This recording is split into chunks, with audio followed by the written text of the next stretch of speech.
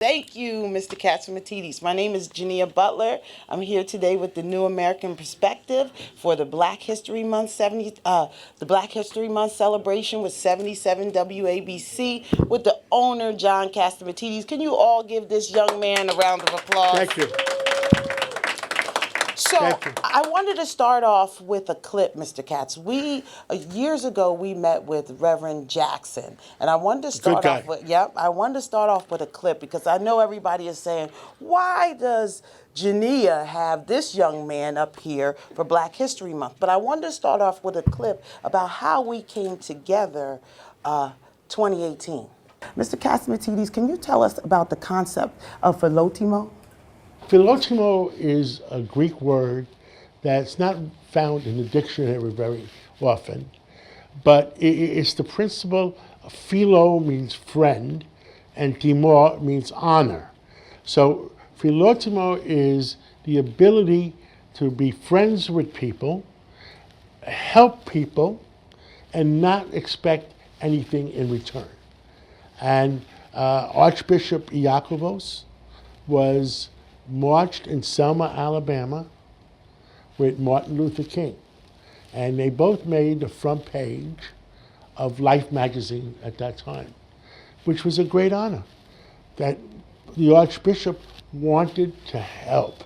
He wanted to help the community, wanted to help people, and didn't want anything in return.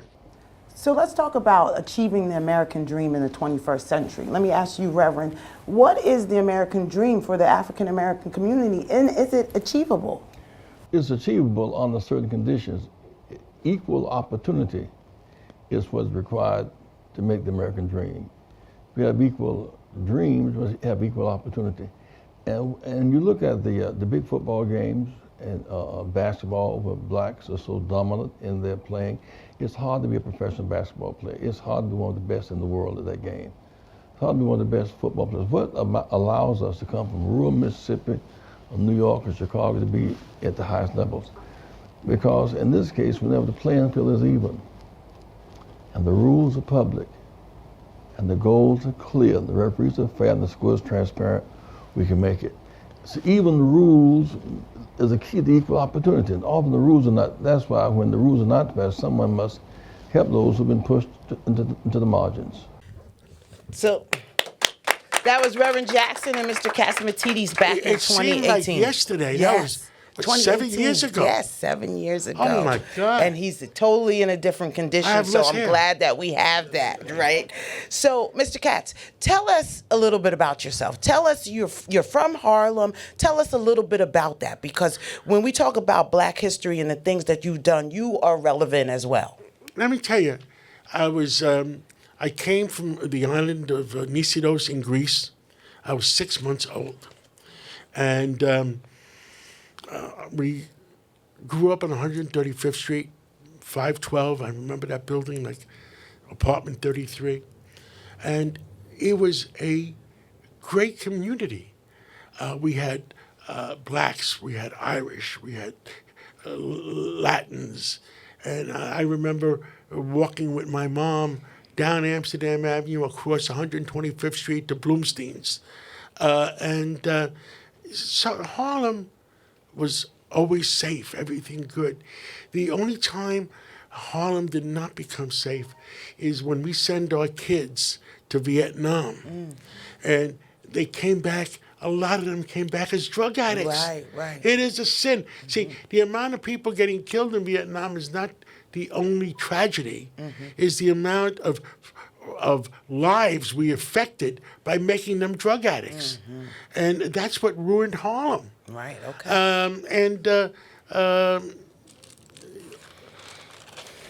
War, I don't think war is good. Right. And anybody, you know what I hate? One of our best presidents we ever had was President Eisenhower. I was 6 years old when my father took me to Grant's tomb. Wow. When President Eisenhower dedicated Grant's tomb. And I was the first president I met. And one of the things that President Eisenhower said, beware of the industrial, military, what was the last word? Complex. Complex. And what does that mean?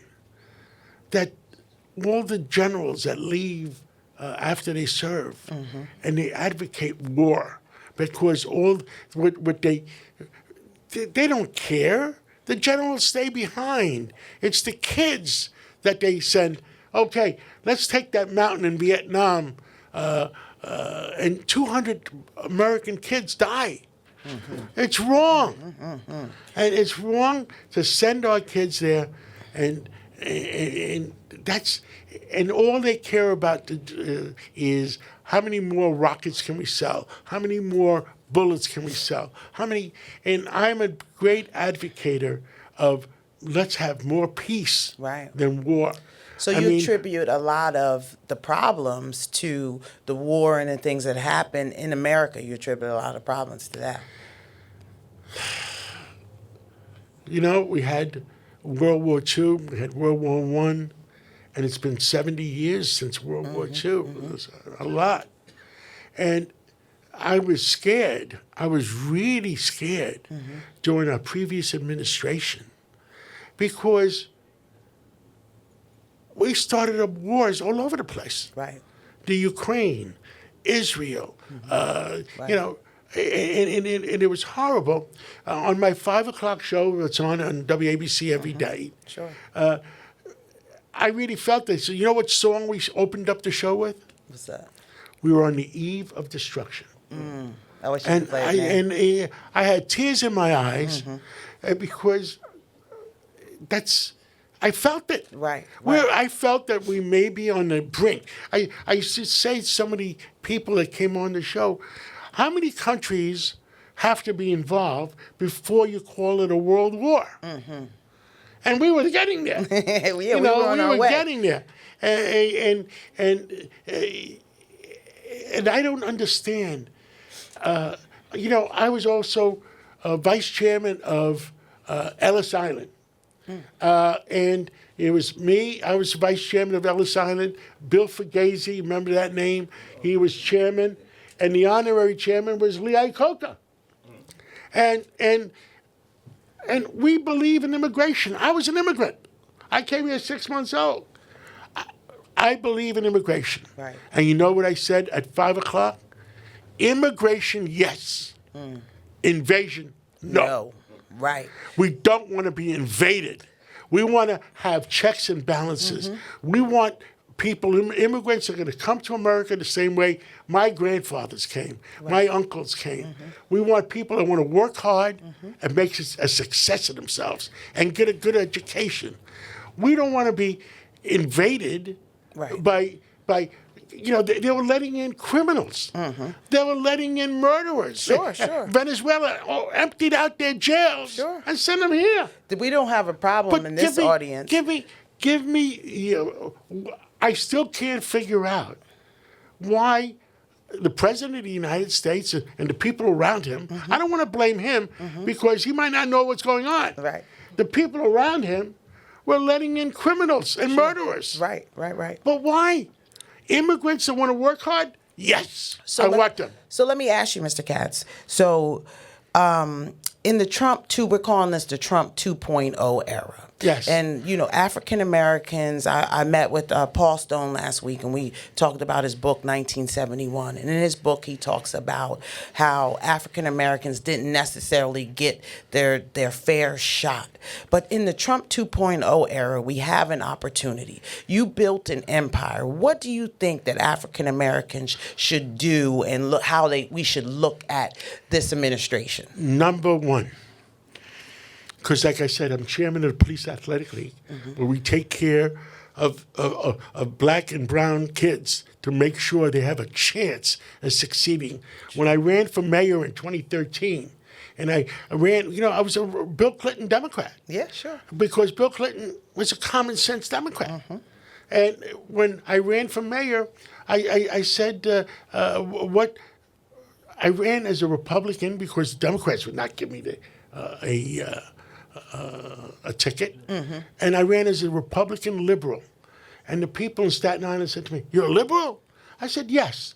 I worry about taking care of our kids in the inner city. I worry about taking care of our vets that don't have homes. Let's take care of the American poor before we worry about, Central America and South America. Let's give them aid. But before we worry about them, let's take care of our own too." And so when you look at the African American community and you look at the money that goes through it, what do you think that we could do better? Number one, I tell the kids, keep your noses clean. Because I work very closely with the NYPD. I work very closely with the fire department. I work very closely with the FBI. And what do I say? I said, if you want a career in the FBI or the NYPD you got to keep your nose clean. Sure. Don't get drawn. Don't be taken away by people. Number two, get a good education. And I worry about our kids that, could you imagine, we spend $27,000 in New York City per child for an education. The Catholic schools only spend $10,000. They spend $5,000 for tuition, and they raise $5,000 from people. But why is the Catholic schools cost them $10,000 for education, and the public schools cost us $27,000? Bureaucracy. Our number one, the teachers are good teachers, but our number one thing is to make sure our kids get a good education. So if you keep your nose clean and you have a good education, which they're not getting right now, guess what? You have an opportunity to succeed. I saw Cardinal Dolan the other day on Fox Television. And you know what he said? Cardinal Dolan says that they have to close 7 more schools because of lack of help. And he says the other thing is, schools like Harvard and Yale, if mothers and fathers send their kids to Catholic school, Harvard and Yale will not let them in. That is a sin. Wow. That is a sin. Wow. Okay? I mean, it should be equal for all Americans. And that's the most important thing. Sure. And so you recently wrote a book, right? Yes. You recently wrote a book. How this kid from 135th Street did well. How far do you want to go? Lessons from a common sense billionaire. What are some takeaways from the book? And because it's a really Page easy 255. It's a really easy read. Page 255. It tells you that you could succeed, but you're giving up something. You're giving up your time. You got to work hard. You can't succeed by working 9 to 5.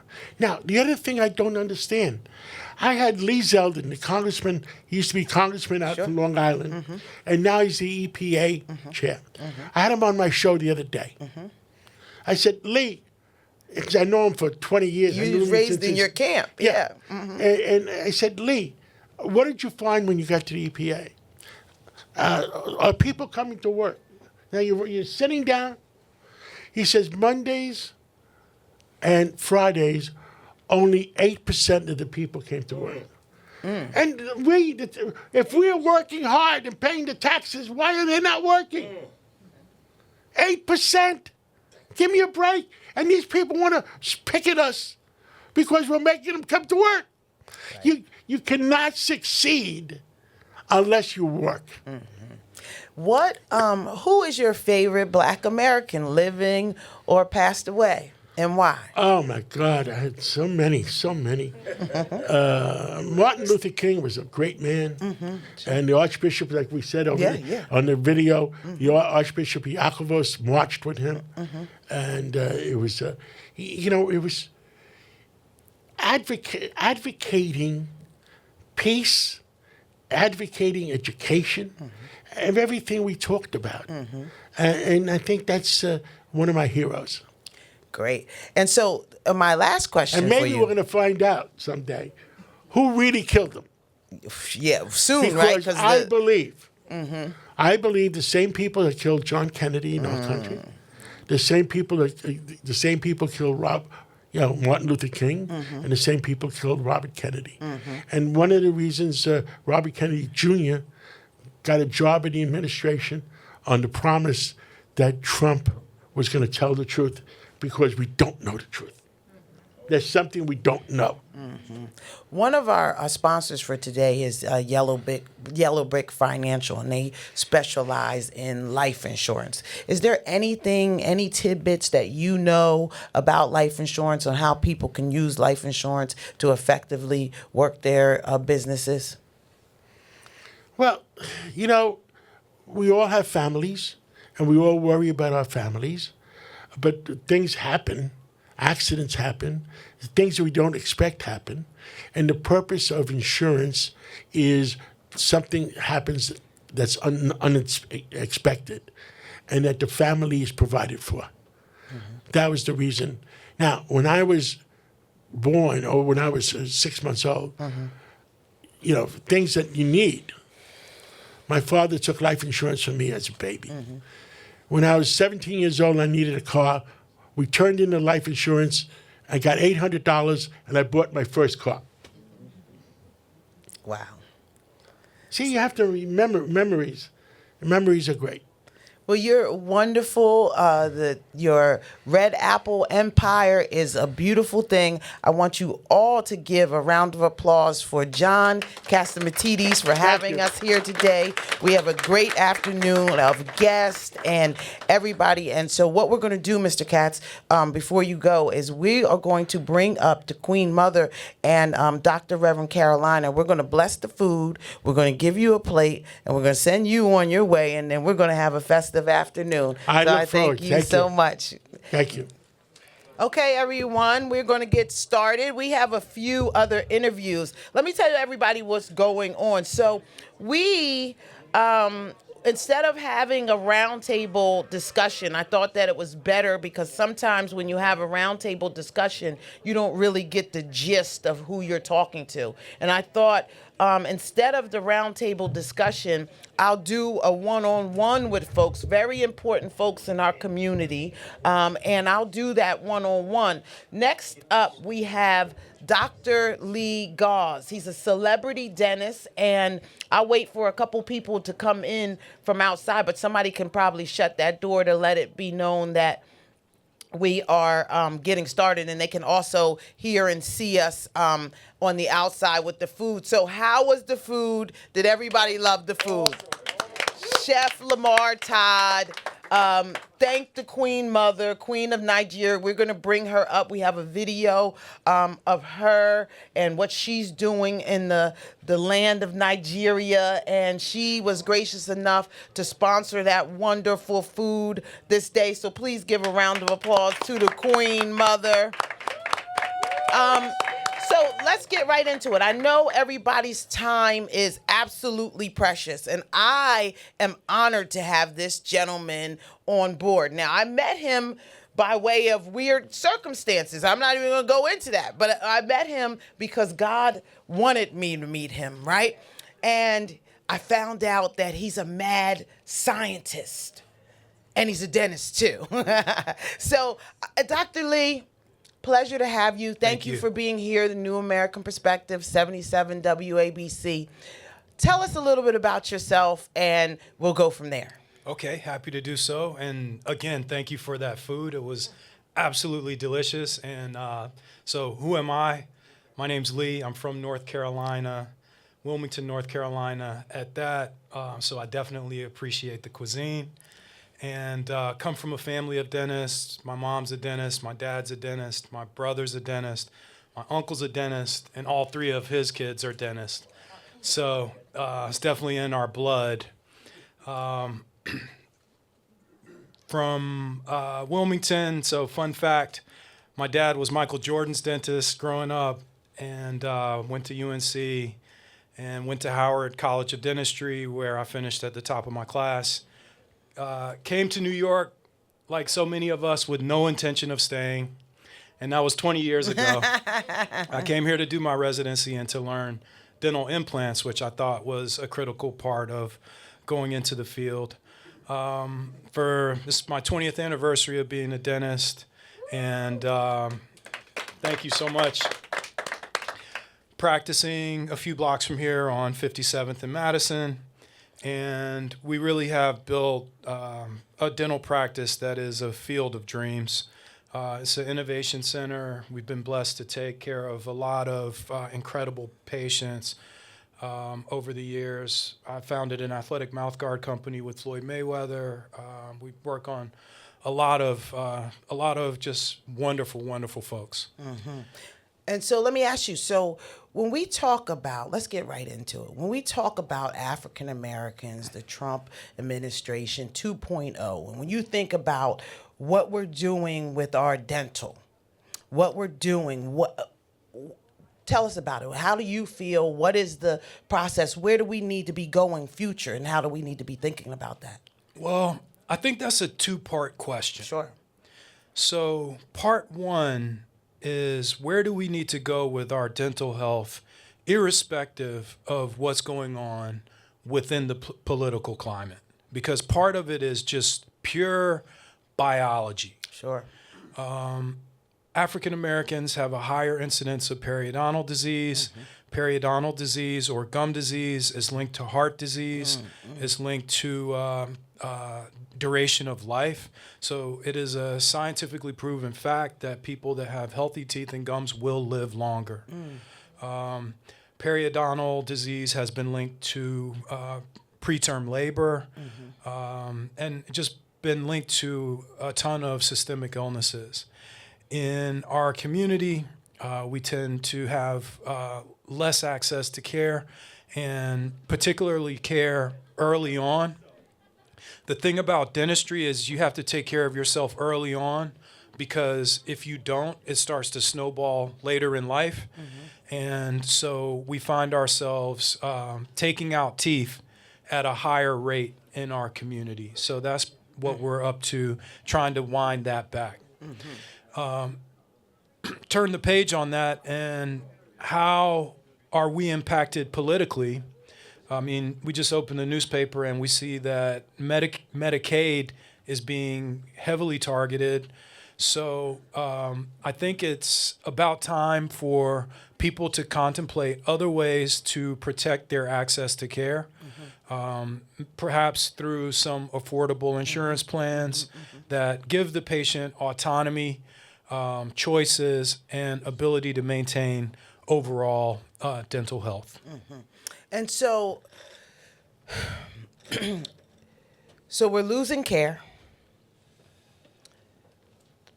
Black folks normally don't take as much, pay attention until it's too late. What can you say to this group on how to motivate people other than what you just said? I mean, I understand that you said, hey, look, we got to do this because, you know, you're going to get sick later on. But what have you found and what you see coming up? You see we'll just put up the dental one. Is it all dental? Yeah, just the dental. You could put up the dental because this is group health insurance. Now, what I've done, I've become an insurance broker, and you know, if anybody knows me for a long time, I'm the president of the Hip Hop Union, and so I had to start figuring out. What we need to do as a community and how we need to move that community forward. And so insurance was one of them. And so I went to, dug in, found it's called New American Life, and this is group insurance. So when they pull up the dental, we're working with Dr. Lee and his office, and for this dental insurance that his office takes a lot about it. But like what I'm saying, when you see the big problem and you walk around and you say, I know, because you're like one of the top dentists. And let's not just say that cousins and brothers and sisters. This is one of the top dentists, and he's done the teeth of Flavor Flav, Michael Strahan, a lot of people, Floyd Mayweather when he gets his teeth knocked out, right? So they go to him, and he's got a robot in his office. They go to him. You actually are an art collector that auctions art for low-income people to get dental work. But you had to see something and the need to do that. And so I want to put the expression out here of how important it is to go see the dentist, how often it is to go see the dentist, and how we really push into this. How you see the world happening in the world from the dental eyes. Absolutely. Well, to kind of tie that up in kind of a bow, 20 years ago, I realized that there was a huge problem in terms of access to care. And I fell in love with New York, and I realized that a lot of the people that make this city a place that we want to stay, they don't have insurance. All the musicians, all the artists, all the people that work in makeup for Fashion Week, all the people that work in design, and then some of them do become, the huge stars that I've had the privilege of taking care of over the years. But, by then they can afford anything they want, but their journey is like a 20-year journey to get there. So, separate and apart from that, the dental insurance industry as a whole, and this is why I love kind of the product that you designed, the dental insurance industry as a whole has not changed in like 50 years. Mm-hmm. To put that in perspective, they pay virtually the same as they did for the same services 20 years ago. And they still pay for services that, in my opinion, nobody should do. Mm-hmm. Like, amalgam fillings. We all know these silver fillings. These fillings have mercury in them, right? We should not be doing this anymore, but insurance companies still gladly pay for it just because they haven't innovated. So I think a piece of it is the insurance companies need to have thought leaders in that care just as much about the health as they do to how they have the checks and balances. But I think part of the onus is also on us to realize that we have to take ownership of our own health care somehow. And I think a lot of that in my little section of the world, which is dentistry, has to do with our access to implant dentistry. That's it. So in communities of color in the South, people are taking out teeth and replacing them with dentures at the same rate that they have for 100 years. Dental implants are the standard of care for tooth replacement. Basically, they look like a tooth, they function like a tooth, they maintain your ability to chew, they maintain the cosmetic structure of your face. And by the way, implant dentistry came out in the 1960s. So it's not a new thing. We know that this discipline works. And so I think the problem that you have solved with your plan is giving people choices. Mm-hmm. You can get a crown, you can get a root canal, you can get services that we would elect to not just get your teeth taken out and get a piece of plastic put in. So we see everybody with implants, right? So every celebrity's got these $50,000 or maybe $20,000. You told me they're $10,000 if you go out the country. So we want to talk about that really quick, about going out the country and the risk of that in the dentistry. Well, medical tourism is an amazing phenomenon, and it's really a two-way street. So people can go out of the country to get something at a more affordable price, and people can come into big medical centers like New York to get things that may be significantly more, but perhaps may be from some of the best doctors in the world.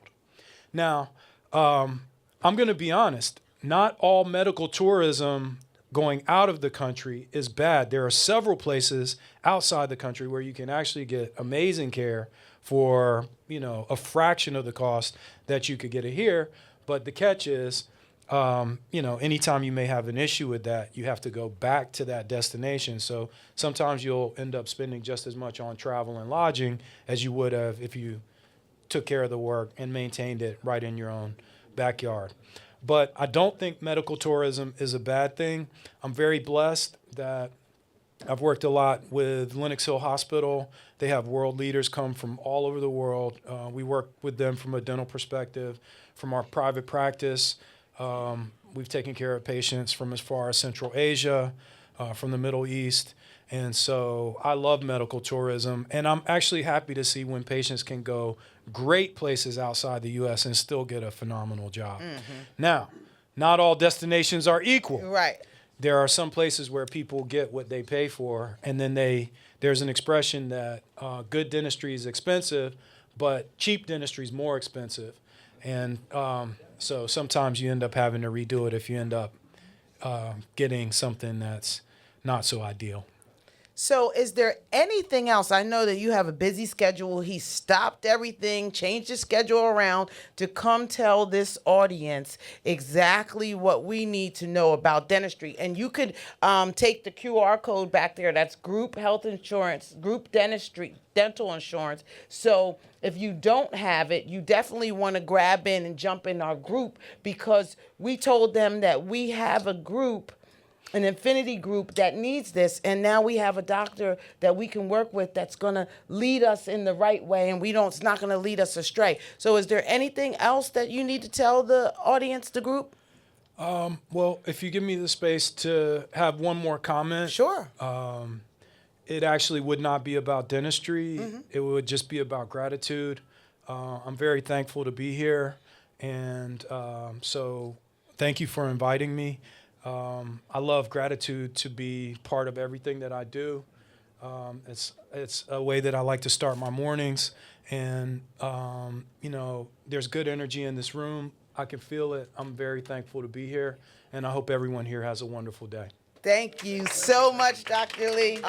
We're talking about Yellow Brick Financial is one of our sponsors for today, and their life insurance, and it's about covering your family, covering your life, and getting ready-made money while you're doing it. So could you play the Yellow Brick video, please? It's just a Do you have a life insurance policy already, or are you thinking about getting one? When is the last time you sat down with someone to go over your financial plan or life insurance policy? I know it's easy to push that kind of thing to the back burner, but here's something important to know. Over 88% of insurance policies out there are not set up correctly. That could mean you lose the cash invested in your policy or leave your family in a tough spot when it matters most. This is a big deal, and it happens more often than you'd think.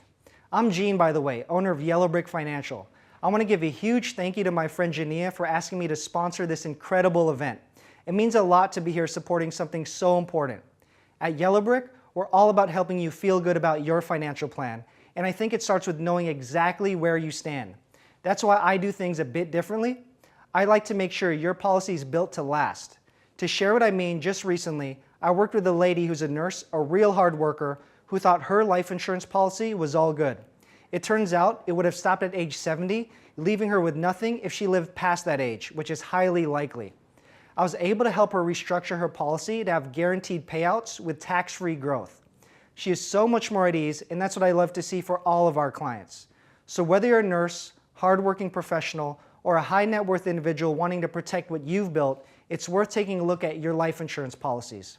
For guests at this event, we're offering a complimentary financial review to help ensure you have the right plan from the ground up. Scan the QR code on the screen to connect with me personally. I'd be happy to sit down with you. I'm looking forward to meeting you on our next call together. Can you give them a round of applause? And we will send you some information. You can take their QR code. We'll have it up on the screen. I think it's on the screens. But they're giving out a free financial review for us. And again, it's important. We need to do this in the hip hop community. You see that there are people that are losing their lives between 50 and 60 years old very rapidly, and they're not taken care of. And so we want to talk about health insurance, life insurance, dental insurance, and do the things that we need to do to take care of ourselves and to build ourselves. Because again, this Trump administration, there's going to be a lot of stuff happen over our heads, right? But we have to be ready for whatever comes our way. We came this far, and nothing will stop us now. So now I have the pleasure, the honor of interviewing a gentleman that I might introduce to some and present to others, that has a great book, and we're going to talk about it, has been doing great things in the community. I've got Reverend Dr. Carolina, and they're going to put his book on the back. But please give a round of applause for Reverend Dr. Carolina, pastor of the First Central Baptist Church in Staten Island. Anybody here from Staten Island? We got Shaheem, part of the Wu-Tang in the house. Right. Do you know this gentleman, Shaheem? I've heard his name, but I. But you okay? Look, hint. That was a setup. So, Reverend Doctor, how are you, sir? Thank you so much for being here today. How did you like the food? The food was absolutely delicious. Chef Lamar Todd, congratulations out there. Y'all swept out them plates, okay?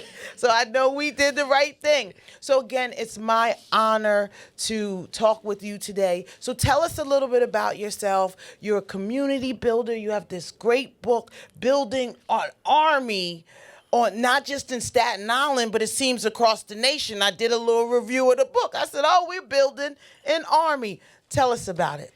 Well, Jineea, first of all, thank you so much for allowing me to be here with you, and for such a phenomenal, esteemed panel of guests that you have with you today. It's quite extraordinary to celebrate African American history, which is world history, quite frankly. All histories come from Akiba land, so we are excited to celebrate us. I am from Staten Island, but was born in Harlem baby, New York native, and raised in South Carolina, Orangeburg, as well as in New Jersey, and came back to New York, worked in the Bronx as the pastor of Tridestone Baptist Church, executive director of MBD, Mid-Bronx Desperado, and dean of students at Berkeley at the same time, and then went to Staten Island and has taken all of those skills and then some to do what we do in Staten Island. Well, so when you're on Staten Island, you are in a precarious situation to where you're in a Republican neighborhood, and then you have Stapleton neighborhood where you pastor your church. Tell me some of the hurdles and the pitfalls that you have to bring all of this together. So, not unlike most urban environments, Staten Island is a cosmology of three areas: the North Shore, Mid-Island, and the South Shore. And when people think of Staten Island, they often think of Catholic Italians. But Staten Island, one of the largest Liberian communities, populations outside of Liberia, West Africa, is in Staten Island. One of the largest Pakistani communities in New York is in Staten Island. So the North Shore is much more akin to New York proper, right? I also tell people I run one of the largest predominantly black and brown nonprofits and the most conservative of the 5 boroughs, Staten Island. And to do that, it does take some maneuvering and certainly some community building. So what's old is new. We've thrived in this nation, not because anyone has given us anything, but we worked hard for everything we have. Coming together, collective economics is always the key to anything that we do, but also reminding people that they have a vested interest. Mine is yours and yours is mine. And I think this Trump administration is going to be a very good thing ultimately for people, brown and black people in America, because it's going to force us to remember from whence we've come. We didn't come this far by ourselves. We didn't come this far by faith. That's right. That's right. So you have a book. Yes. Thriving in spite of the odds, where you're building these community activists. You're taking everything that you know and you're spreading it out. And it's a little, and it's a small book That's too. right, that's So right. that means that this is a manual, this is a handbook, this is the blueprint. Tell us about it. When does it come out? How can we get it? And who should get it too? I love it. The intent of this book was just that, to serve as a reminder and or a manual. It starts off by giving a personal testimony of my own life experience as a young man. My first business, I was 13 years old. And what I did was I talked to my grandfather, who was the wisest man I know with a third grade education. And after telling him what I wanted to do, he sat there patiently and listened to me. Then after 20 minutes or so, he said, "Son, I heard everything you said. What I haven't heard from you is, what are you going to do for your customers? If you don't know who you're serving, you won't serve them long. And if you don't know who you're serving, you can't give them what they need." Right. And even as a leader, I've learned from him, if you call yourself a leader and no one's following you, you're just simply taking a walk. You have to know the people that you serve. So just back to Staten Island in this book, it took some time to go into diverse communities because we're not a monolith, right? Black folks don't all think alike. We are different people. We have different perspectives. Sure. Understand what makes people tick, what people need, and then speak to that. Some things I can't do. Jineea often say to our congregation, I bring in other pastors, preachers, and teachers because I can speak to some of you, and some of you will never let me speak to you. Wow. But somebody else can come in and say the same thing I say, and they will receive it. And that's okay, because that doesn't take anything from me. The goal is the key. So I will add to it, according to in the book, that as long as we have the same mission, Sure. we can make it. We may go there in different directions, but if the goal is the same, all of us are heading in the same direction. What is the biggest misconception that the community has about the church? And then give me the God. What's the biggest misconception that you see that they have? I love it. Number one, pastors make a lot of money, and all the money goes to the pastor. Right. Well, if you look at the real facts, the median church is a church of between 100 to 150 people. Most pastors, 98% of all pastors in the United States of America, and I'm talking about the black church now, are bi or tri-vocational. Very few pastors are full-time pastors because they have to work. And most pastors give back financially much more to their churches and congregations than their churches and congregations give to them. That's a fact, Jack. All the rest of that is hyperbole. Next, that the church is really comprised of a lot of old folks. But the reality is our median age in the church at First Central is 35 to 50. We have a working population. Sure. The next thing that people must understand is that the church is a bedrock or foundation to economic prosperity in our communities. It has always been. Before Reconstruction, most of your political types that were black were pastors. Pastors have always had to be more than just word carriers in our community. We were the politicians, we were the funeral directors, we were often the business owners, or we backed businesses, including bars. I said including bars. We were the silent partners that fueled the finances of those institutions.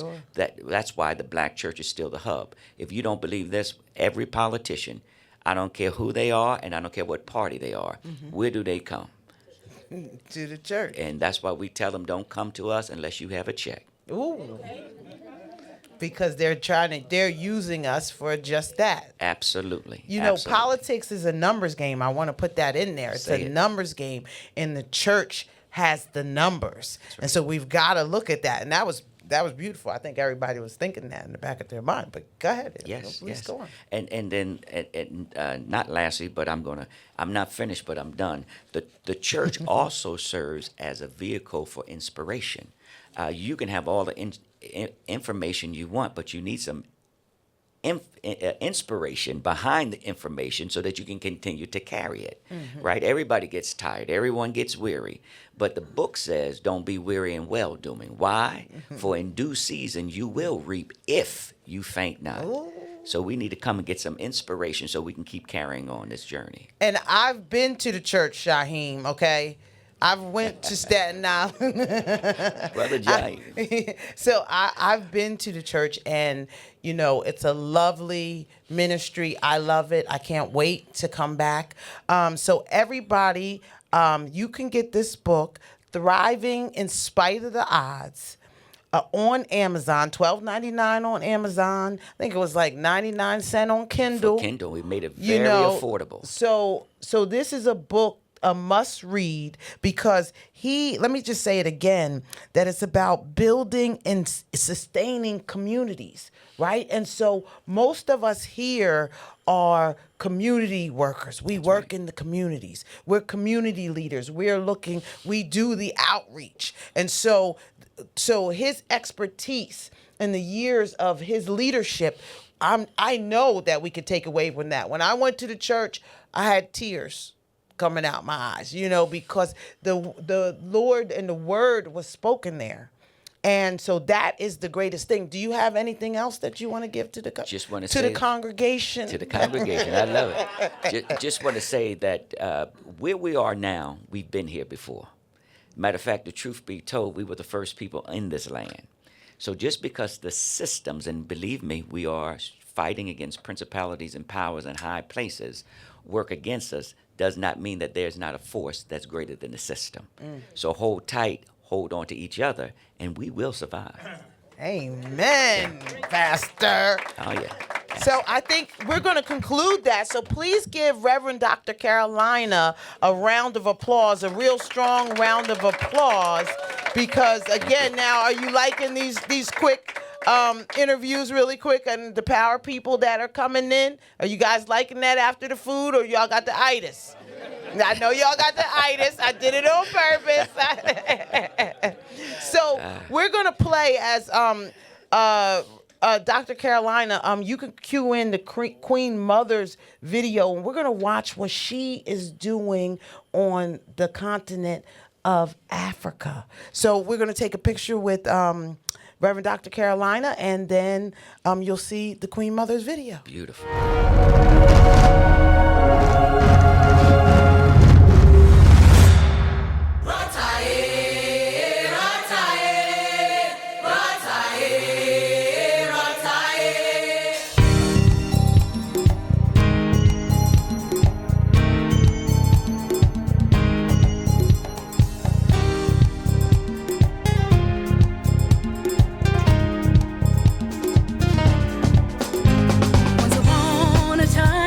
Was a guy who had a dream.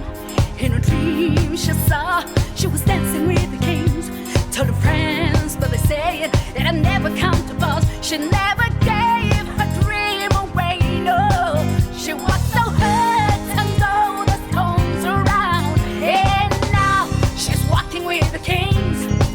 And now she's sitting with the kings.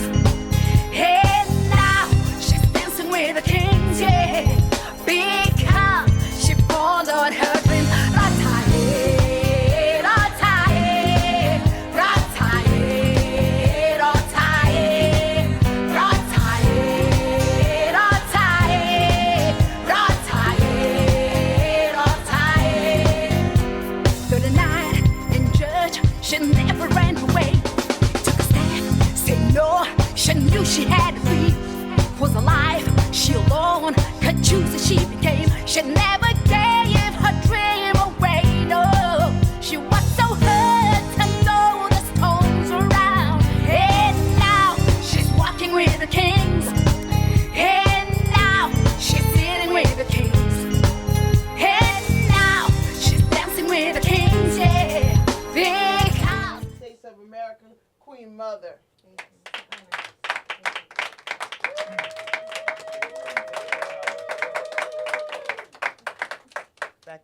With Jineea Butler, I'm here at 77 WABC celebrating Black History Month. I want to thank the whole 77 WABC staff, Chad Lopez, Miss Margot Castamatidis, the whole staff for putting this together for us and really just rolling out the red carpet for us. So can you give them a round of applause, please? This staff really did it for us here today. So I'm going to bring up a gentleman in Rizzo. I'm going to bring up Rizzo King.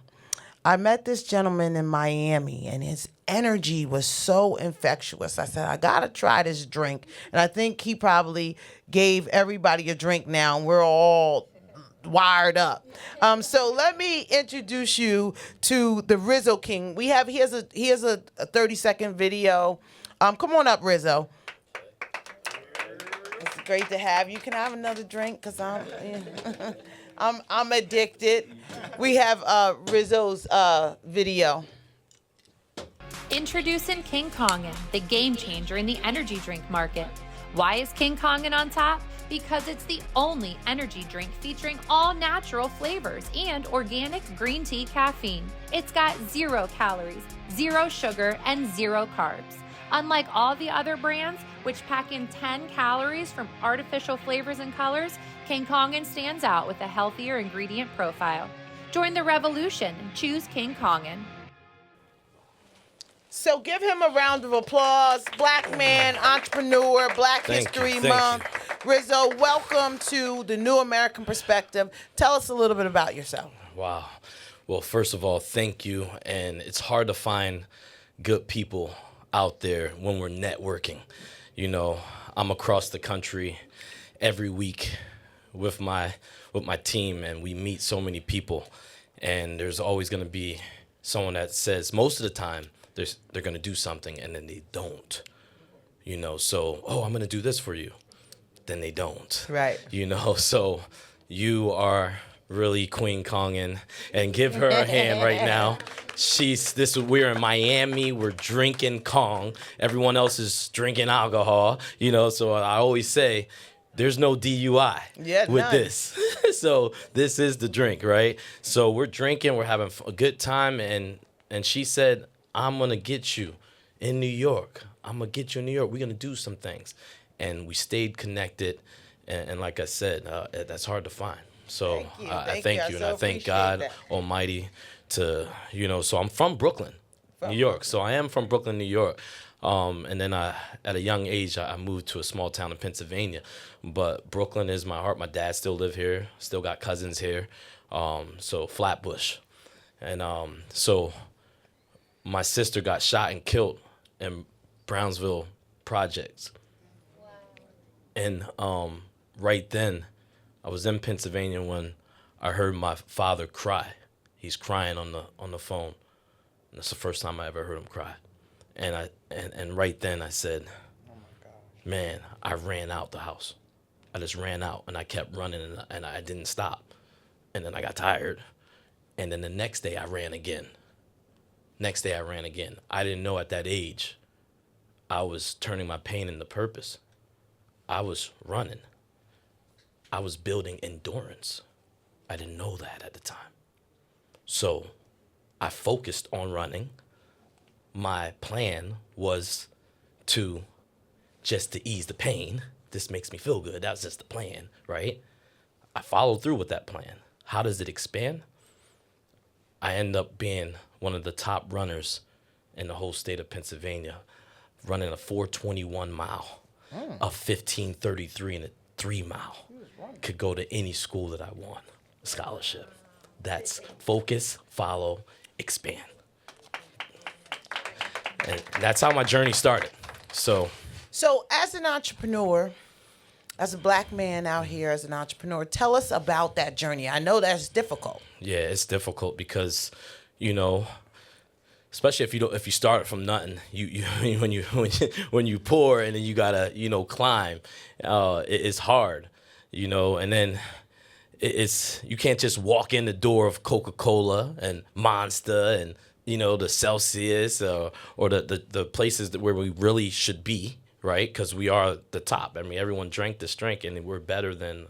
I mean, it's hands down. It tastes better and it feels better, right? And the ingredients is better, but it's hard, you know, because we just can't walk in those doors like that. You know what I mean? So, but you never give up. So we keep climbing, doors are gonna open if you believe in God. And I know we just had a pastor up here. You know, you believe in God on purpose, right? So that's the only way being this entrepreneur is getting me through is by faith. You know, by me planting that seed in the church, giving back to the church for 20 years. I started in the church in the book, and that's, you got to get this book. In the book, I started out in the church when I was depressed, and I'm washing dishes in the basement, washing the dishes, helping the poor. And I did that over and over. Eventually bought a truck, a pickup truck, because the food bank, you know, churches go to the food bank. We were going to the food bank with our little cars. I bought the pickup truck. That's the blessing. I'm getting my blessing someday. And here we are 20 years later, I'm getting the blessings. Wow. Now we in stores now. Now it's gonna keep coming. It's gonna keep coming, you know? So you have to, anyone's listening, you have to believe and really believe that God got your back. Get on your knees and pray. And then what I did was, all I said was, if you want to take it, you could take it. All I said was, God, lead me to the right direction. In the name of Jesus, amen. That's it. That was 20-something years ago. Wow. And now here we are. And so you work with the likes of, tell me some of the people that you work with. Yeah, just yesterday, you seen it all on the news. He's my coach. He's my mentor.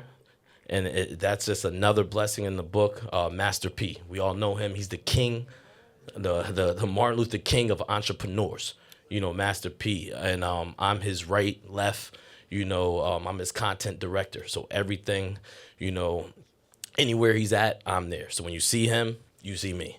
But 20-something years ago, when maybe my friend right here, one of my best friends, like our brother here, Rashid, I always said I'm a soldier. I'm a soldier in high school. Then I'm from the East Coast. I go down south in Atlanta, and I hear this song called No Limit Soldier. I thought I told you. I'm like, who this? He's saying soldier. I'm a soldier. They said it's Master P. So I started getting the no limit chain. I'm trying to fake ones. You know, I'm trying to be this no limit, right? I spoke it into existence. 20-something years later, now me and him's like brothers. That's God. That's God. Amazing. Speak it into existence. So tell us about the drink. Tell us why it's the best on the market. I know he told everybody in here that it was the best on the market. So tell us why it's the best on the market. Yeah, I know I said it, but they said it too. I'm saying it too. Oh, yeah, that's I'm right. over here sipping my second one. Oh, man, she got to stop, y'all. So, but yes, the reason is it's the natural flavor. So if you get the other energy drinks, it's artificial flavor. So when you tasting it, like today you're tasting it, and you're like, wow, no sugar? That's what you all said today. I got you on video. No sugar. It's natural flavor. So that's the difference. And we're 0 calories. All the other energy drinks have 10 calories or 5. So we're 0 everything. I'm hearing one of them open up right now. So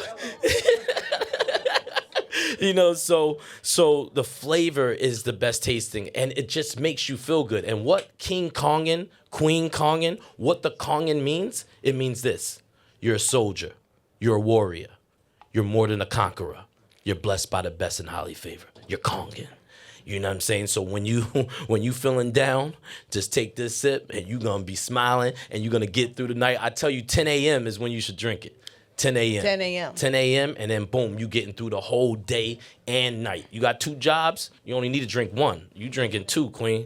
So I don't know, you must got 3, 4 jobs. No, I wasn't half of it. You know, I needed to go. I think I had a strawberry.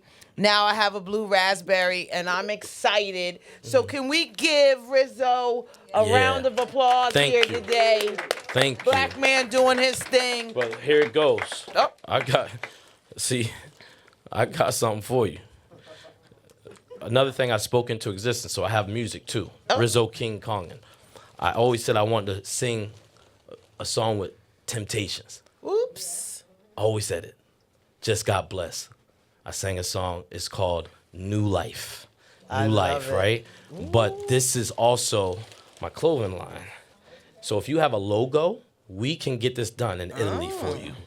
The Temptations, we just did this for them. Look at this. Look at that bling. Look at that bling, right? But look at the front, though. the front with the gold Oh, that's bling. not You even never front. seen this, and it's blessed by the best, baby. Oh, you get that blessed wow. right there. So, Amazingness. So, but these strings though. Yeah, the strings. Feel these. You never felt nothing like this before. Wow. What You kind? know? What material It's is from this? Italy. Oh. It's from Italy. Oh. So it's from Italy. You can't get this here.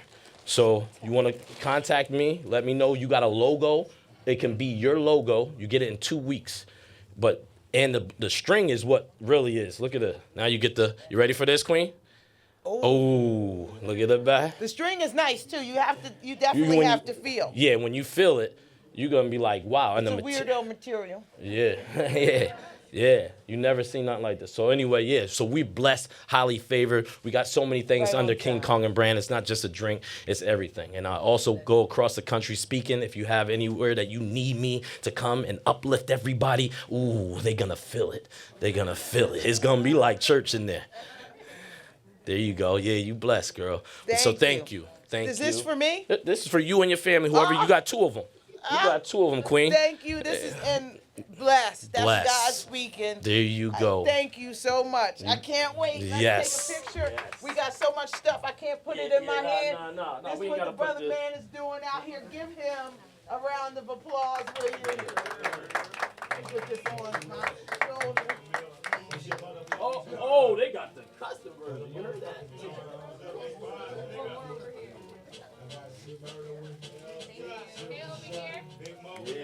This is the song that I heard right here in Atlanta. I heard this song and it changed my life. You a no limit soldier. You a no limit I spent a lot soldier. of time with Serve. Yeah, oh I spent a yeah. lot of time with Serve. We bought Master P out. I'm going to take Yeah, let me this. put this back in Thank there. you to Yeah. Rizzo King. Yes, I love it. Thank you again. Go, everybody get a drink. Yeah, get that. We're going to be working with him. She said give it to your Oh, shit. Yeah, look, I'm overflowing my cup. Running over.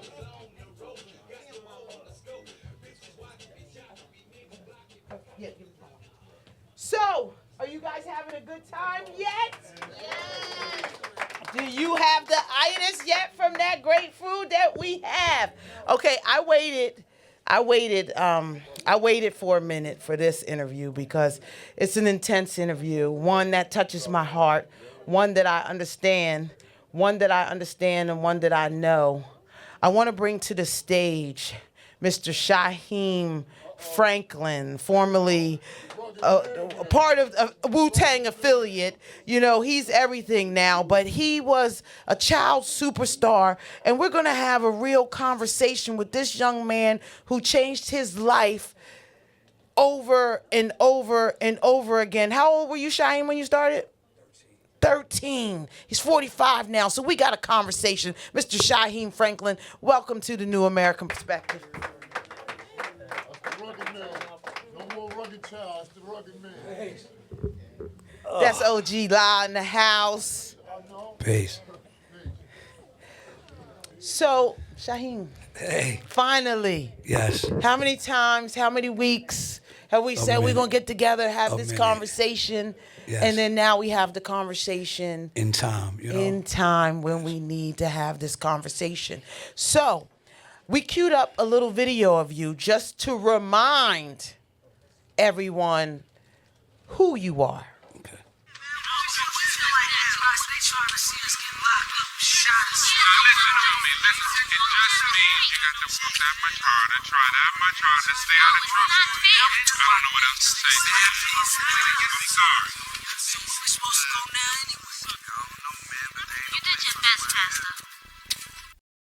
Rap. Are y'all ready? I said, are y'all ready? I'm coming live and direct from the Peterson living room. Sky Production proudly presents the first family of rap. So come on, everybody, just clap your hands one time. Just clap your hands 2 times. Here to set it off is the youngest Peterson CC came to bust the rhyme. You know I always liked you. Yeah, I know. Like a sister. What?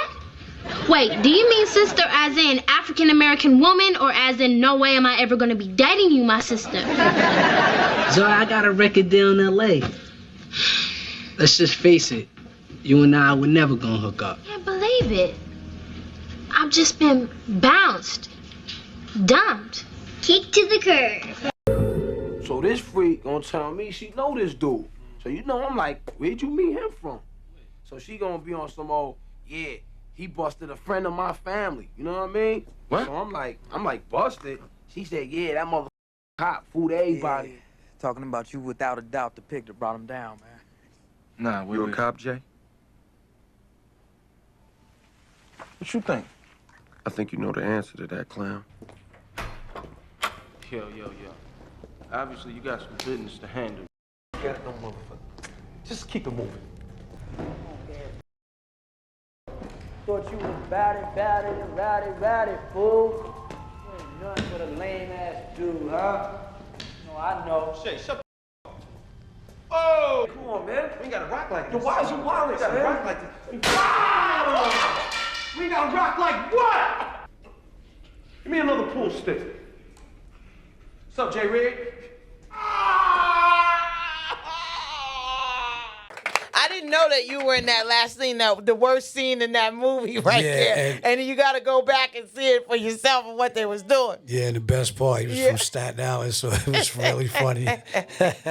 So welcome to the New American Perspective. Thank you for being here, 77 WABC. Tell us a little bit about your journey as a 13-year-old child prodigy superstar. What was that like?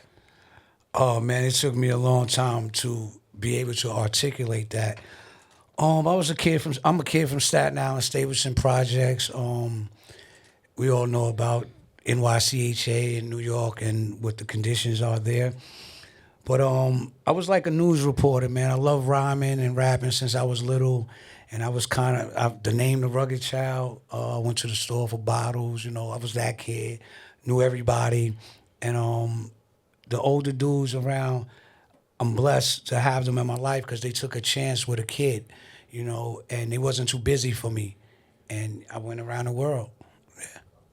And off your music, and so what year was your first album? You have your hat 1994. 1994. That was 30 years ago. Yeah, 30 years ago. And so what's that feeling like to know that you went around the world, you were 13 years old, you were, taking whirlwind. What was life like for you 30 years ago? And tell me a little bit about what happened on the in-between and what we have to now talk about and how life shifted for you. Okay, so you took me, right? Got a lot of money when I was 13, 14 years old. I was fortunate enough to be able to help my family, to be able to help my friends in the neighborhood. But the issue is we didn't know. I didn't know, take my money and get property. So I helped my friends the best way I could help them, right? And that was to give them money. And then their resources was only the streets, right? So in hindsight, I feel like I'm held responsible for a lot of that because my blessing kind of contributes to a negative.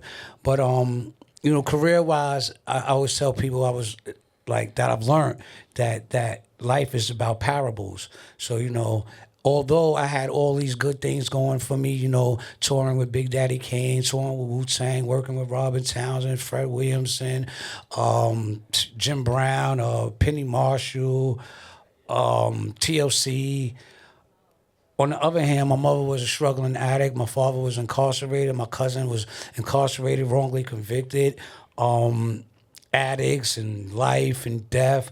So when you ask me that question, I really don't have the answer to that because it was just like blank. Mm-hmm. So you could ask me how was it? And I'm like, I don't know because I was just there. It wasn't until later on in my life, going through my trials and tribulations, going to prison and things like that, I was able to reflect on that time and promise myself that I would no longer live in the past nor the future, that I will focus on the now so I'm able to remember and feel those moments. So, yeah. That's what we and most people go through all kinds of stuff in their life. At what moment did you realize that this has got to change? Because I'm assuming that you were speeding through life for a while, and life was just going, life was just happening, and then you hit a wall. I don't think what made me change, I was in prison. I was in one of the probably worst prisons in the state, Clinton Correctional Facility in Maine, and Dannemora, New York. And that place helped me find out who I wasn't.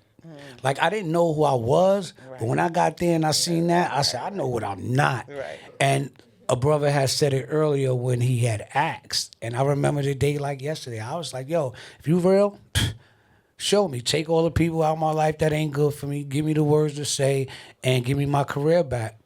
And I've been home from now, makes 5 years, and he gave me my life back. So I promised him that I would tell all y'all that he's real. So, but he's not outside of you, he's inside of you. Sure. And I found him inside of myself. So I listen to that voice inside of myself that guides me. So let's talk about the things that you're doing now. So first, let's give him a round of applause. 2020, he came home, and watch what he's done in these past 5 years. 2 years COVID, right? Yeah. So basically I'm 3 years into my 5-year plan. Yeah. Right. Exactly. And so tell us a little bit about what you're doing and the great things you're doing. So when I was at Clinton, Maine, right, that facility, so it's weird now. So I was put there. I believe I was put there to see who I wasn't. And then they transferred me to another facility, but this facility, Washington Correctional Facility, was all like pretty much minors, 16, 17.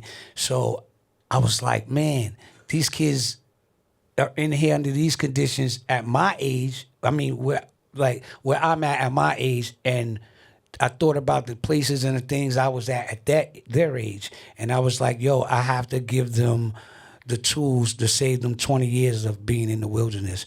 So I was struggling with that first because, kids are bad, and it's like, you're in prison, you just want to mind your business. But it kept coming to me. I'm seeing them getting beat up and all these issues that grown men are dealing with.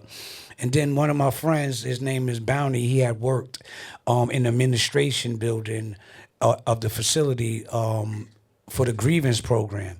So he asked me like, yo, you want to work? And, at this time I was anti-system. So I was like, man, I ain't working for these people, right? So then he was like, well, we get to chill up there, the AC, get coffee in the morning, donuts. They let us use the gym to work out. We ain't got to go to the yard. I was like, yo, you know what? I'll go for the interview. And the funny thing about it, you get the tools when you need them, right? So at the time, I didn't know by being in meetings and going to interviews that it would help me somewhere. But at this interview, I spoke as if I was sitting down with an interview, and they was laughing. But they was like, finally somebody that we can get. But to make a long story short, I was the IGRC clerk and the rep for the MA population, so I was able to fight for them, you know what I'm saying? And I was able to learn that sometimes it doesn't matter, it's a matter who you with, because everybody gonna hold this down. And I would tell the kids like, yo, listen, the rules don't matter. But you don't have no rights. They're going to look out for theirs like we're going to look out for ours. So let's start looking out for each other. And, saying, let's love each other.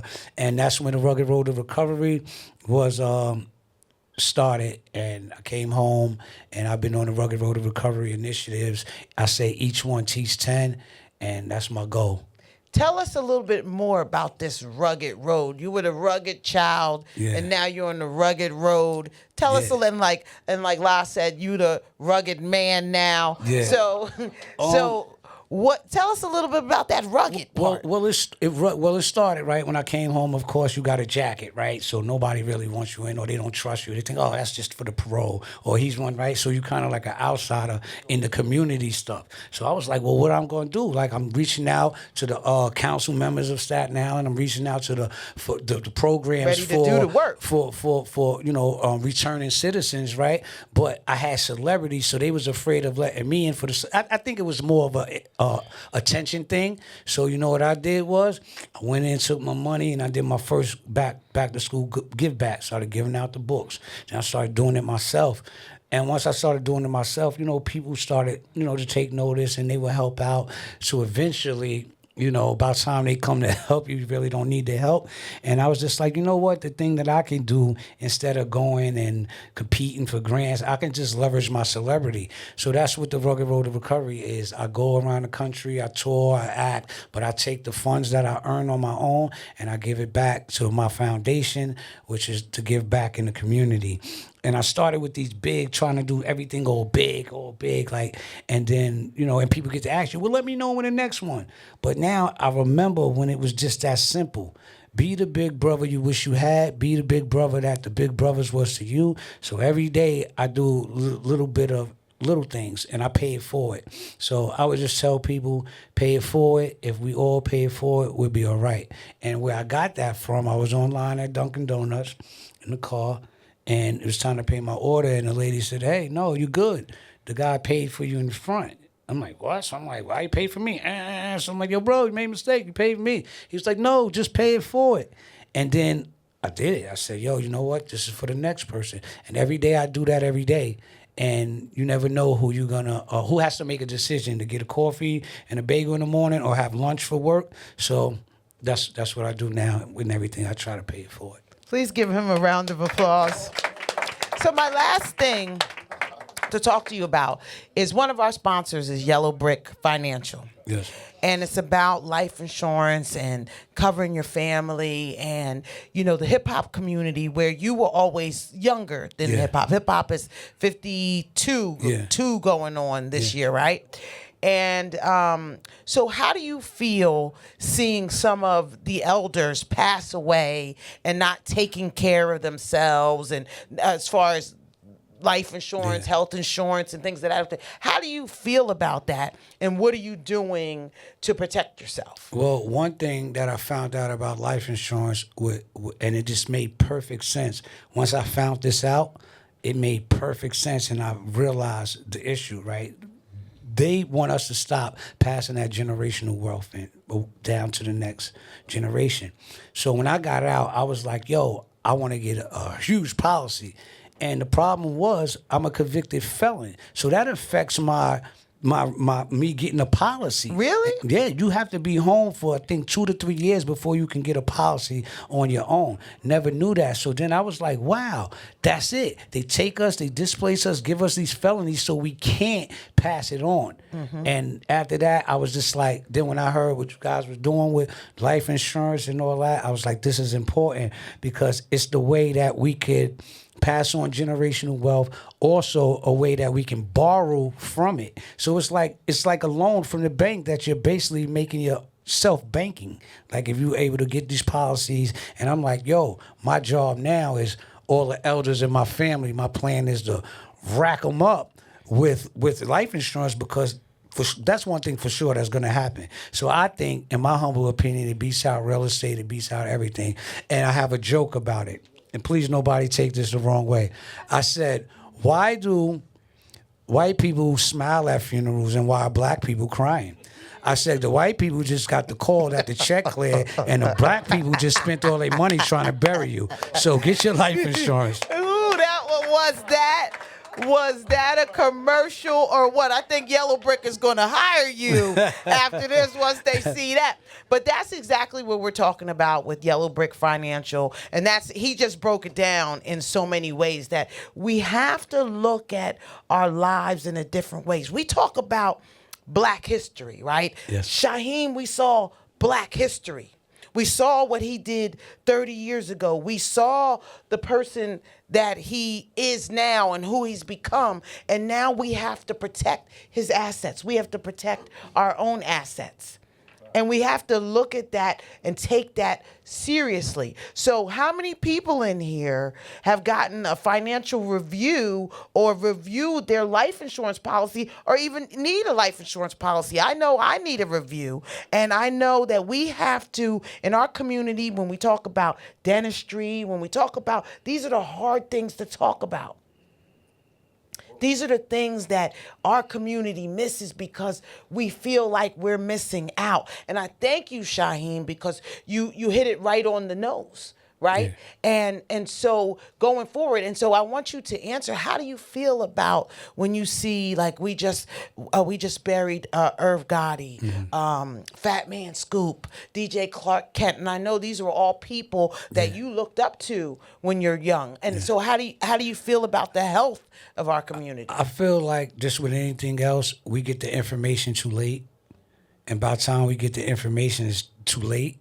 You know what I mean? So I think what everybody's doing is great. It's needed because, legends, a lot of other cultures, man, they don't let their legends die. Right. You know what I mean? They all come together, they lift them up. But some reason about hip-hop and our community, we let our legends die. So when I seen it and I heard about it, I was like, well, about time somebody is stepping up to do it. I think a lot of us has trust issues. So we want to say, oh, we don't want you doing it. You want to do it, and I don't trust her. And then they want to watch what you're doing and, like, come over you and look over your shoulder after you initiated it. Right. You know what I mean? They want to come fact check you know. when you started, but ain't nobody was doing anything. So I say thank you for doing that because it's needed.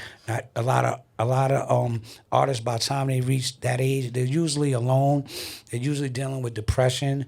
They're usually on drugs because with fame comes a lot. And I speak from my own experience.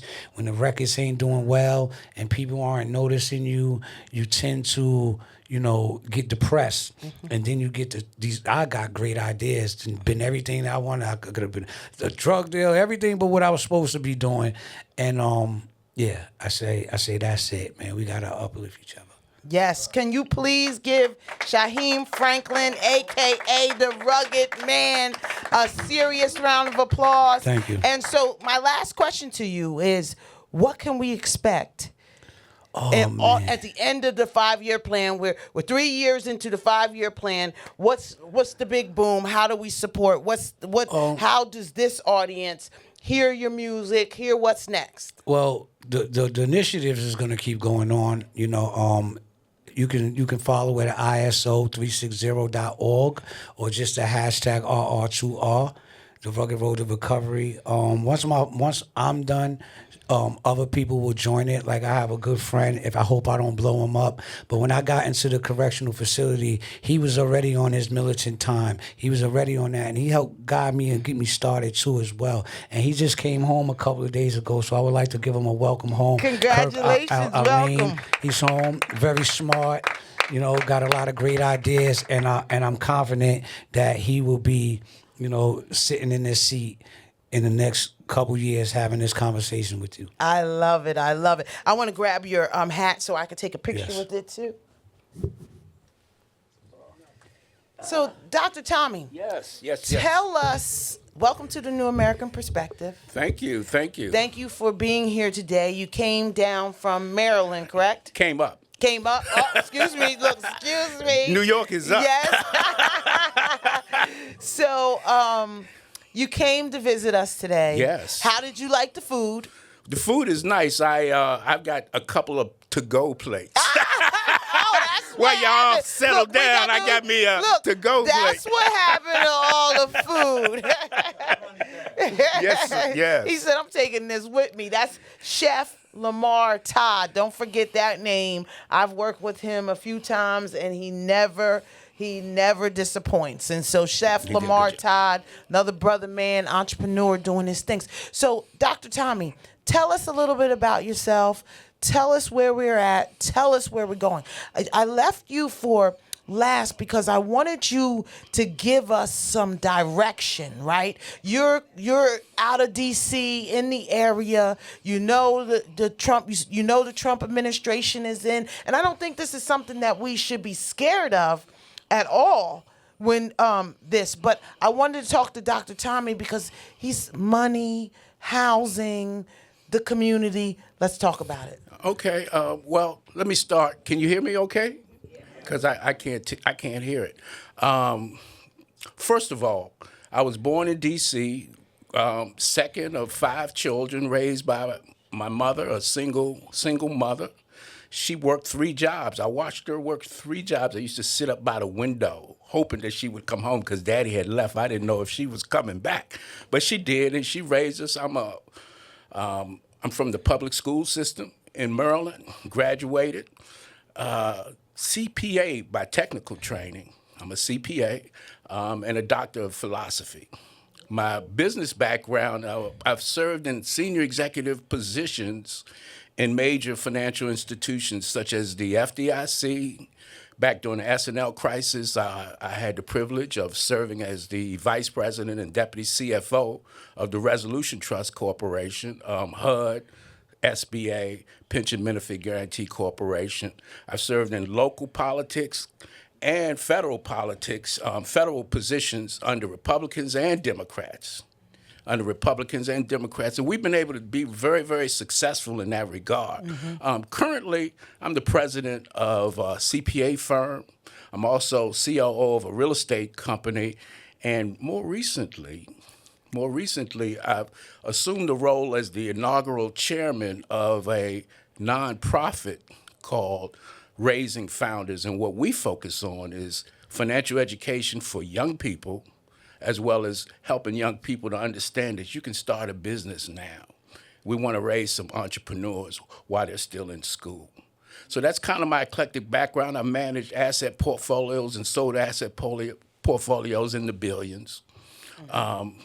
That's kind of where I am and where I come from. Okay, so, and you ran for office as well? Oh, yeah, I ran for office before. Why do you think it's important for us to run for office? Good question.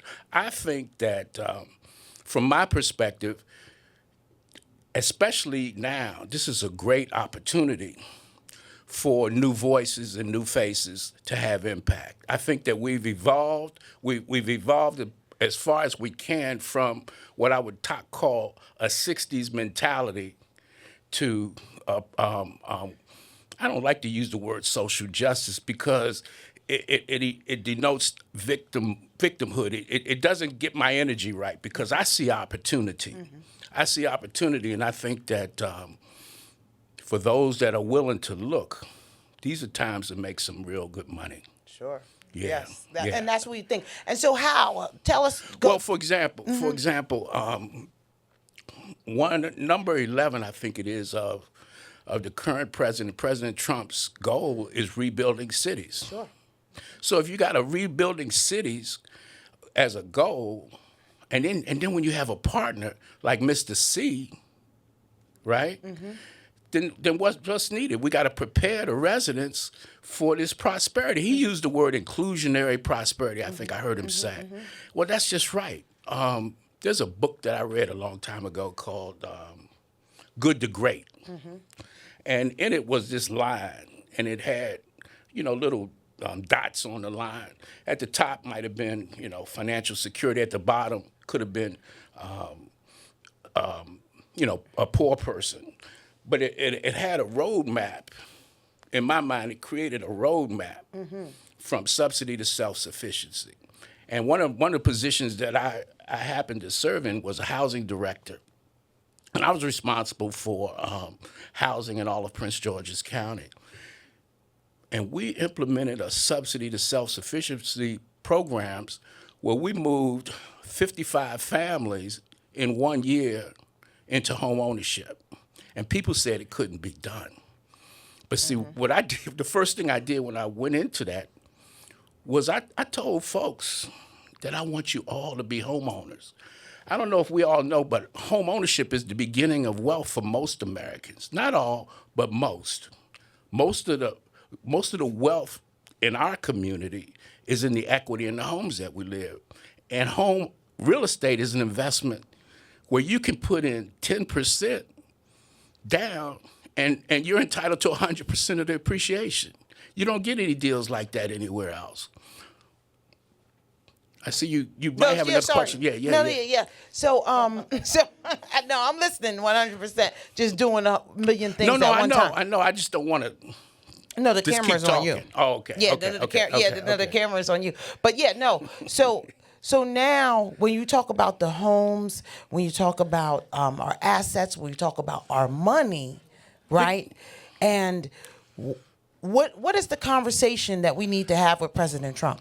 Well, from my perspective, there's some tools in place that were put in through a bipartisan relationship. It was Tim Scott and and Cory Booker, opportunity zones. Like, people, you can say, but that's an opportunity to recreate our distressed communities, bring investment, and since a lot of these urban areas are under the leadership of minorities and women, what I find, at least where I'm from, is when it's a bad deal, it's because we don't know how to do a deal on our side. We got social advocates in leadership positions trying to conduct business deals. So they get taken advantage of, and then they complain. But the art of the deal is, you're my adversary. Mm-hmm. It's up to me to know what I want to get out of this transaction. So if public money is going into something, I have the right to ask for whatever I want. Mm-hmm. If I'm doing a TIF or roads or sewers or whatever, a lot of times our leaders don't do that. They don't ask for it. Mm-hmm. They get seduced, into, I got this big job and I'm with so-and-so and let me do a photo op. Mm-hmm. Mm-hmm. Developers will do what you tell them to do. During the course of my career, I've helped over 2,500 people become first-time homeowners, and probably more than 5,000. Numbers I can't even speak of, and it's all just the way you think about things. Right. When you change the way you think, you look at things. The things you look at change. Mm-hmm. So a lot of people, and rightfully so. I'm not saying you can't. I heard a murmur when you said President Trump. But from my perspective, everybody that steps aside that wants to just point a finger, that just creates that's like the parting of the Red Seas for me, because somebody's got to be on the front line for these deals. That's right. If you don't want to do it, step aside. But we as a community, we have to stop sending ourselves 10 years back because we don't like someone or we don't like their way, because what they want us not to participate. They want us not to step up to the plate. And you've seen this beautiful day of all the people and all the properties that we have. We have books, we've got water. By the way, this Levels Water is a black-owned water a gentleman out of New Orleans. We got crypto coins. And so if we don't talk to this administration, if we don't move forward with this administration, then we go back 10 more years and we're already behind. And so now we have to get over the fact that we feel some type of way about stuff and now just do the business. It's never personal, always business. And that's the way that we have to look at this going forward. So Dr. Tommy, do you have something to close out with the people to tell them? In terms of, I would just recommend, since we're at ABC today, to read Mr. C's book. Sure. Because it's really quite intriguing, his eclectic background and how he was able to maneuver here. Now, obviously, he can't fit his whole life into a book. But what it told me, or what it shared with me, was that he worked both sides of the table throughout the course of his life. Democrats, he worked well with Bill Clinton, and he worked well with when the Bushes were in. And we got to kind of think like that. If you're in business, you've got to be able to survive no matter what happens in an administration. We need allies on both sides of the field. I ran for Congress in Harlem in 2018 as a Republican, right? D85 district. And I did it on purpose, not to win, but to start the conversation. And so now this was 2018. So now we look at 2025 and look at all the black Republican Congress people that we have. I was at the White House 2 weeks ago for the Black History Month celebration. I was on a TV show with Larry Wilmore laughing at us when we said that we wanted to talk to Trump. It was 5 of us on the station. It's the black people that want to talk to Trump. But yes, we want to talk, and we've got to get over that fear factor. And we've got to get over the fear of they're going to put us in chains. Ain't nobody putting us in chains. Let me come walk up to you right now, put you in chains, and what's going to happen to you? We're going to fight our way out. It's not going to happen. And so what happened from 2018 to now is look at us balancing the floor. I'm a basketball player, and you have to balance the floor. You cannot play basketball without playing both sides of the field. And so this is what this was all about today, ladies and gentlemen. And so I want to thank Dr. Tommy Thompson for coming in today. And we're going to have our Black Excellence Awards. I want to thank everybody for coming. Just wait till you hear the beautiful people that are here that have waited their turn to get their awards, and wait till you hear this next up, because Dr. Tommy, you're one of many strong entrepreneurs in this community that keeps it running. And I hope to see you in that Maryland politics sooner or later. It's coming. It's coming. You know. And lastly, if I Sure, just please, may, please. I think that values, that was something and that I didn't talk about, but I think it's important, is values. And for me, if you don't remember anything about this conversation, just remember the 5 R's. That's my values: respect, responsibility, relationship, resiliency, and results. The 5 R's: respect, responsibility, relationship, resiliency, results. And for me, you do those well, the revenues take care of themselves. Now let me get it right. Respect. Everybody say respect. Respect. Responsibility. Responsibility. Resiliency. Resiliency. Anybody? Relationship. Relationships. Big one, right? And results. Results. That's tough. High five. The 6-1. Revenues, baby. Oh, yeah, help me up. Thank you. Give him a round of applause, please, Dr. Tommy Thompson. Yes. This is another Black Excellence. Black Excellence. George Ananara. All right, George. For 20 years. Congratulations. George, you can come here in the middle. Congratulations, George. And tell us a little bit about yourself. Tell us a bit about what you do. Wow, this is quite a surprise. My name is George Honor, like Jineea mentioned. I'm originally from Nigeria, but I live in Queens. I'm the CEO of GCO Consulting, a consulting firm that tries to help young people imagine in our communities, to show them the path to success, if they want to be congressmen, if they want to be in the city council and so on. And in 2021, I ran for city council. Originally, by the way, my daughter is a producer in Hollywood, an Emmy Award winner. She directed Lizzo and worked with Megan Thee Stallion, etc. So he did Lizzo. I wanted to make sure that everybody heard that clear. She did. His daughter did Lizzo's. What's it called? Watch out for the big girl. Watch out for the big girl. Really made Lizzo go up.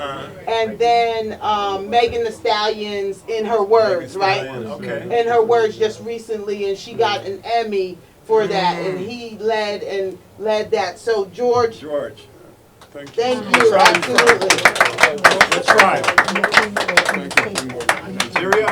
What tribe are you from? Is Dr. Tom still here? What tribe? Igbo. Nothing but the best. Thank you. Igbos are lawyers and doctors from Nigeria. Thank you. He's an Igbo. Thank you. Yes, good to meet you. I'll get you a card later.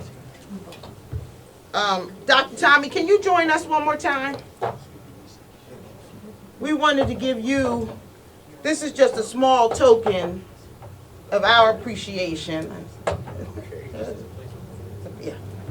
Just a small token of our appreciation. Please give Dr. Tommy another round of applause. And again, when I go to your office, I expect to see it on your desk.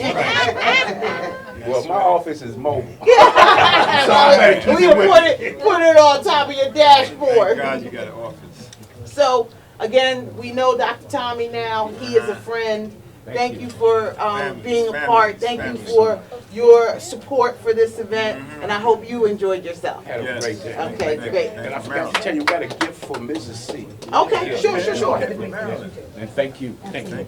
Now, and Queen Mother, Wow. Thank you. another Black Excellence Award for Queen Mother.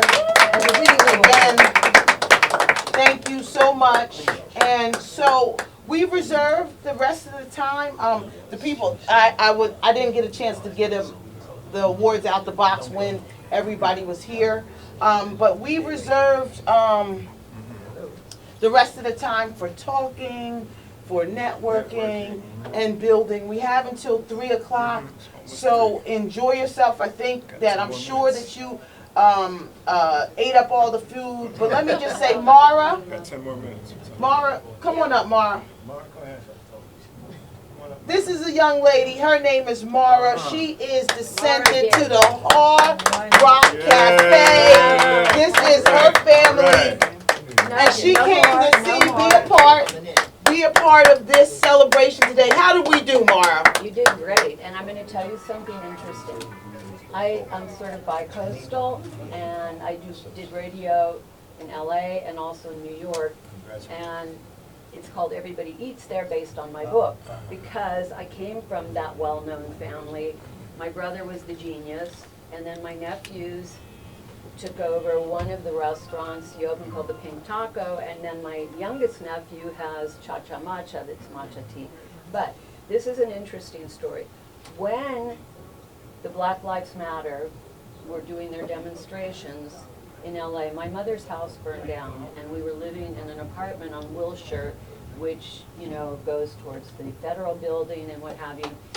Anyway, I ran outside. We were wearing masks because it was the pandemic, and I had written Black Lives Matter on my mask. And I'm like, yeah. And so I don't know who it was, but he came out and he goes, "You can't do that on our property." And I said, "It's a free country. We have, you know, freedom of speech."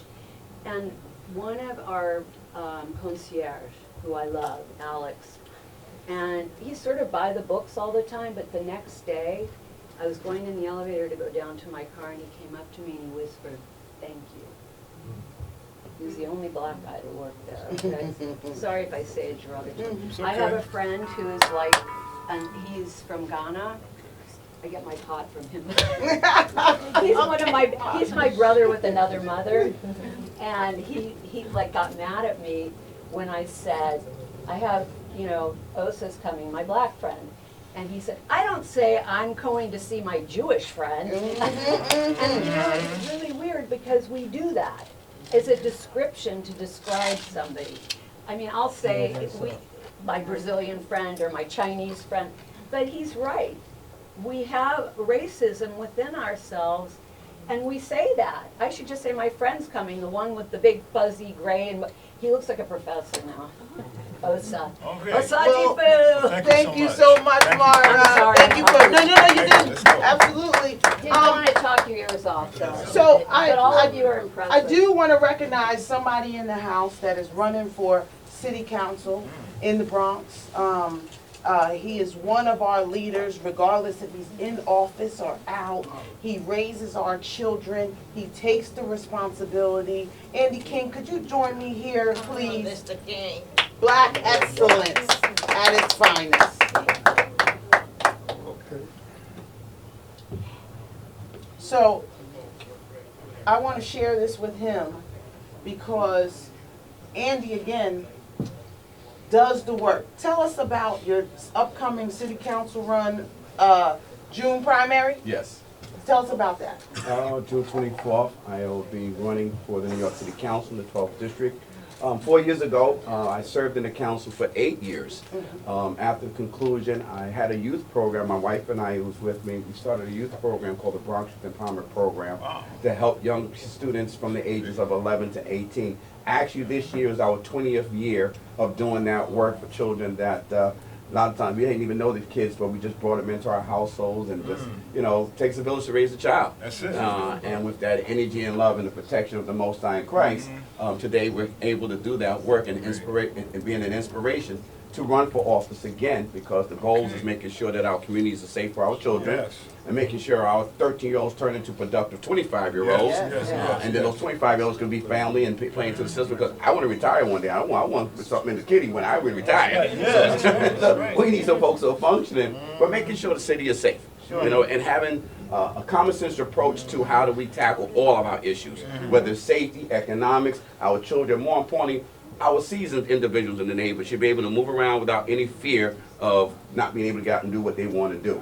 If you put the work in and time in and you're 75 years old or 65 years old, you should be all good, and those young people should be able to respect you and respect your elders, as we've always taught, especially when it comes to the black community. And when I say black, if you're from Puerto Rico, Honduras, Mexico, Dominica, Dominican Republic, Puerto Rico, Brooklyn, Georgia, Alabama, Costa Rica. You black, you're Costa Rica, you black in America. So that's been my inspiration, and yes, we're currently right now, we are getting signatures to get on the ballot so people have the option to re-elect me back to the New York City Council in June. So anybody who got a thought or some energy who can help a brother get back on the ballot, to get into the council, to do the work that God has ordained, I'm your guy. Okay. And we will send you some folks. Yeah, man. Thank you. I'm going to join the love train. All right. Thank you. Well, welcome to the OJs then. Welcome to the love train. Love train. Welcome to the love train.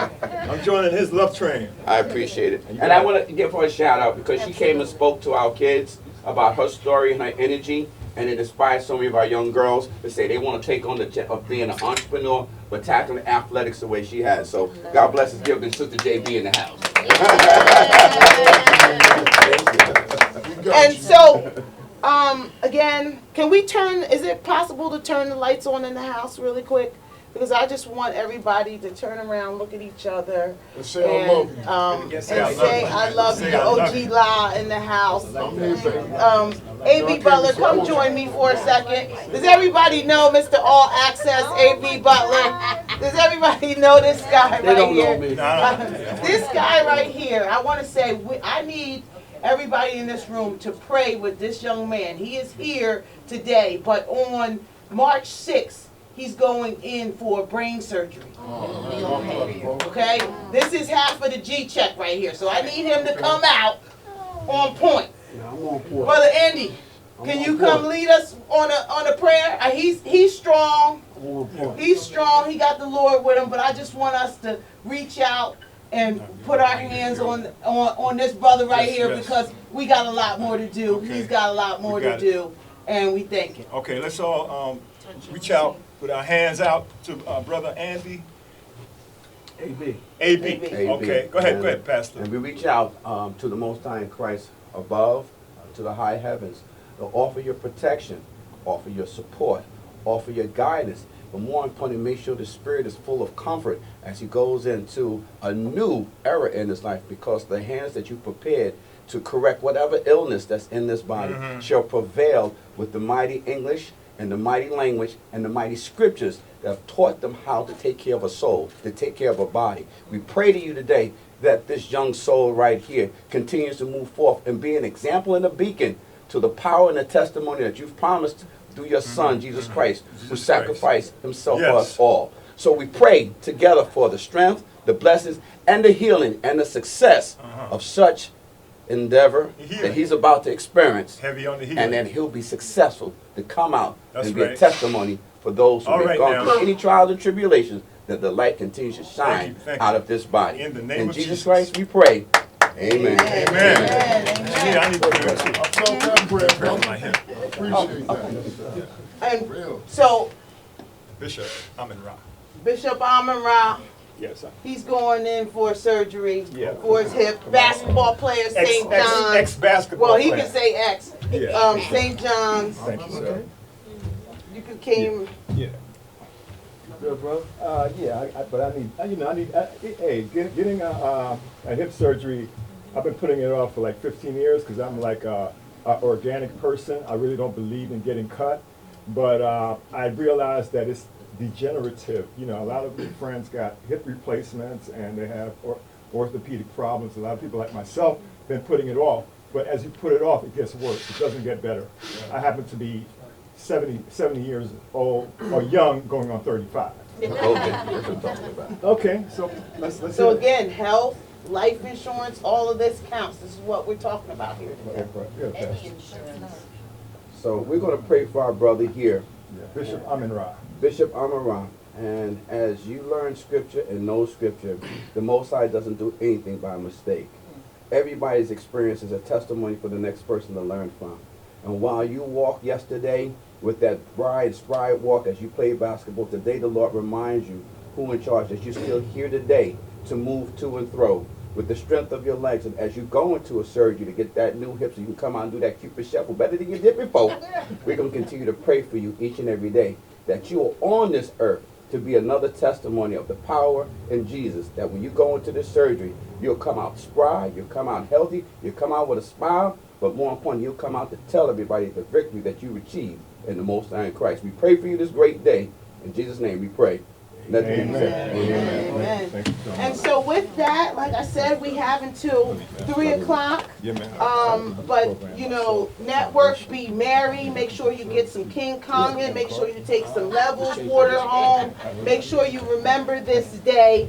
Thank the WABC staff. Please give them a round of applause. They were wonderful today. This is OG Live right here. Hey, yo, Shaheem, come take a picture with me. And like I said, thank you all